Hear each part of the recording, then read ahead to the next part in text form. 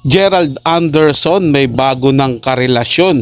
Julia Barreto, ipinagpalit na. Yan po yung ating bibigyan ng komento, reaction, opinion sa araw na ito. At ang video na yan ay galing po sa channel ni Showbiz Trend Update. Nasa description po yung link ng kanyang channel para mabisita nyo po. At syempre huwag nyo kalimutan na mag-subscribe dito sa ating channel at i-hit ang notification bell para lagi kang updated sa mga bagong video na ilalabas natin. Isang like, subscribe, and share lang po yan mga tagapanood. Napakalaking bagay po niyan dito sa ating channel. Kaya naman wag na natin patagalin to. Simulan na po natin ang ating reaction video sa araw na to mga tagapanood. Let's do this! Welcome back sa aking channel. Volleyball player na si Vonnie Gandler itinuturong third party sa hiwalayang Gerald Anderson at Julia Barreto. Si Gandler na nga ba ang bagong karelasyon ni Gerald na ipinalit kay Julia? Panuurin at pakinggan ang buong detalye.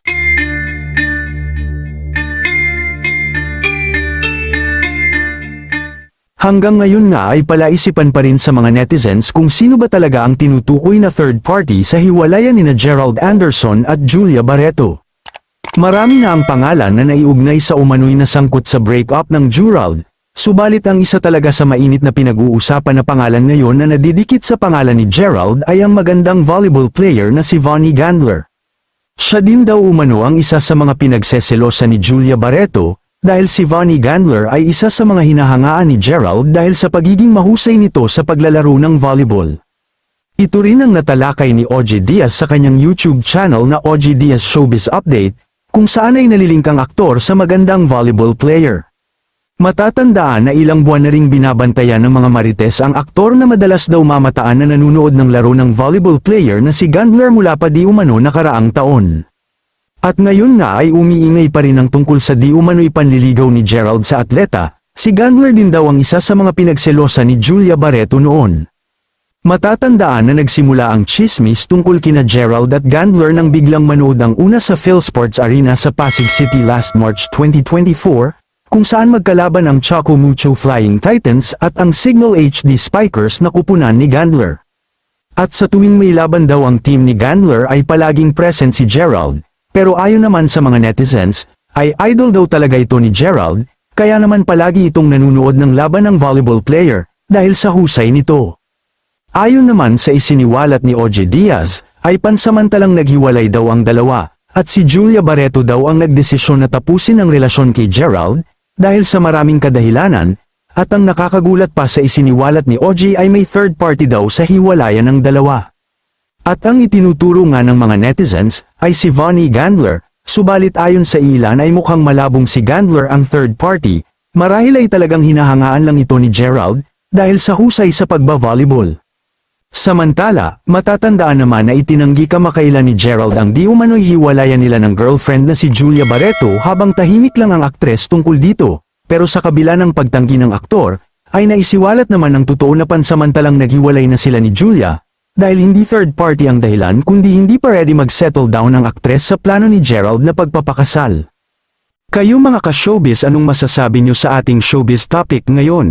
Hay nako mga tagapanood, ang hirap po talagang alamin kung alin yung totoong balita dahil sa samut-saring lumalabas na issue patungkol dito kina Gerald Anderson. Pero kung ano man yung totoo sa kanila, hiwalay ba sila o hindi?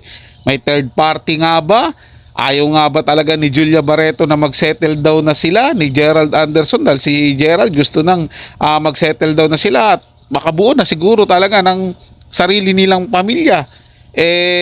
Kung ano man yung tunay na balita dyan, mga tagapanood, dapat na maging maging aware tayo sa mga lumalabas na balita. At yung paniniwalaan natin is yung mismong balita lang po na official statement talaga nitong dalawa na to. Kung ano po yung totoong issue sa kanilang relasyon ni Julia Barreto at ito nga ni Gerald Anderson.